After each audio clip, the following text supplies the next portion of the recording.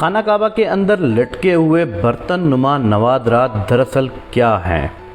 ہم میں سے اکثر لوگ جب خانہ کعبہ کے اندرونی مناظر دیکھتے ہیں تو جو چیز ہم کو سب سے زیادہ عجیب لگتی ہے وہ پرانے برتن نما نوادرات ہیں۔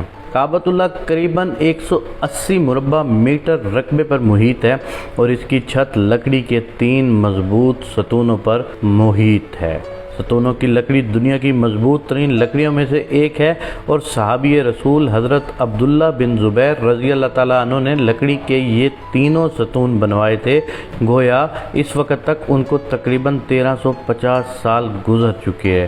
ان کی رنگت گہری بھوری ہے۔ لکڑی کے ہر ستون کا عمود محیط تقریباً 150 سینٹی میٹر اور قطر یعنی موٹائی 44 سینٹی میٹر ہے۔ ان تینوں ستونوں کے درمیان میں سے ایک پتلی شہتیر نما لٹھ آویزاں ہے اور یہ تینوں کے بیچوں بیچ گزرتی ہے۔ اس پر کعبۃ اللہ کے تحائف اور نوادرات لٹکے ہوئے ہیں۔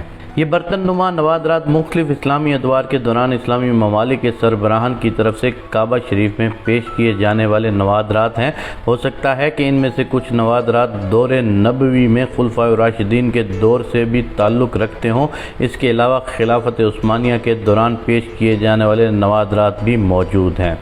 یہ نوادرات دراصل ممکنہ طور پر 3 اقسام کے ہیں۔ نمبر 1، لیمپ و فانوس۔ جس زمانے میں بجلی نہیں تھی اس زمانے کے لیمپ یا فانوس جو کعبہ کے اندر روشنی کے لیے لٹکائے جاتے تھے، ان میں سونے اور چاندی کے بنے ہوئے قدیم تر کے فانوس نما لالٹین اور لیمپس وغیرہ ہیں۔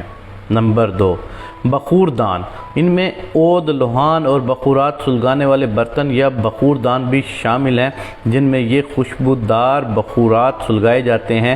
یہ ایک قدیم روایت ہے۔ کعبۃ اللہ کو آج بھی عود و عنبر و دیگر قیمتی بخورات کی دھونی دی جاتی ہے اور غلاف کعبہ کو عود و عنبر و دیگر قیمتی عطریات کے امیزے سے معطر کیا جاتا ہے۔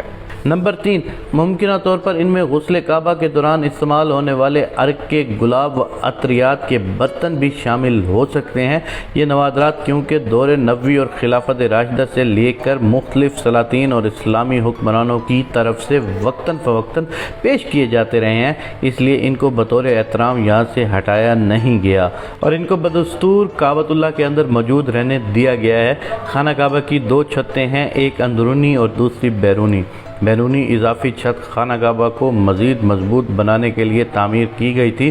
دونوں چھتوں کے درمیان 1 میٹر سے زائد کا فاصلہ رکھا گیا ہے۔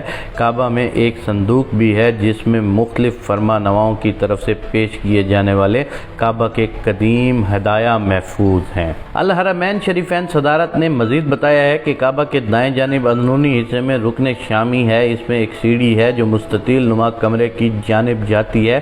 اس کمرے میں کوئی کھڑکی نہیں ہے، اس کا ایک دروازہ ہے اور اس کا خصوصی تالا قفل ہے۔ اس کے دروازے پر خوبصورت ریشم کا پردہ لٹکا ہوا ہے اور اس پر سنہرے اور نقرئی رنگ کی کشیدہ کاری ہوئی ہے۔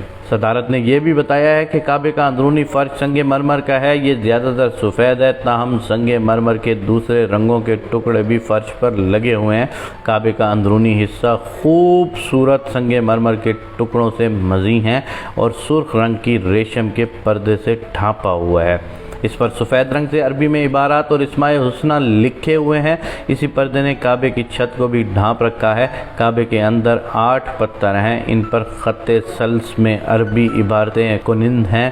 ایک پتھر پر خط کوفی میں عربی عبارت لکھی ہوئی ہے۔ یہ خوبصورت لکھائی 6 صدی ہجری کے بعد کے دور سے تعلق رکھتی ہے۔ دیوار شرقی پر کعبے کے دروازے اور باب التوبہ کے درمیان سابق سعودی فرمانروا شاہ فہد بن عبدالعزیز اور آل سعود کی ایک دستاویز ہے جو سنگ مرمر پر کند کی گئی ہے۔ اس میں کعبہ کی تزئین نو کی تاریخ درج ہے۔ اس طرح کعبہ کے اندر عبارتوں پر مشتمل پتھروں کی تعداد 10 ہے اور یہ تمام سفید سنگ مرمر کے ہیں۔ اللہ پاک ہم سب کو اپنے گھر کی زیارت نصیب فرمائے، آمین یا رب العالمین۔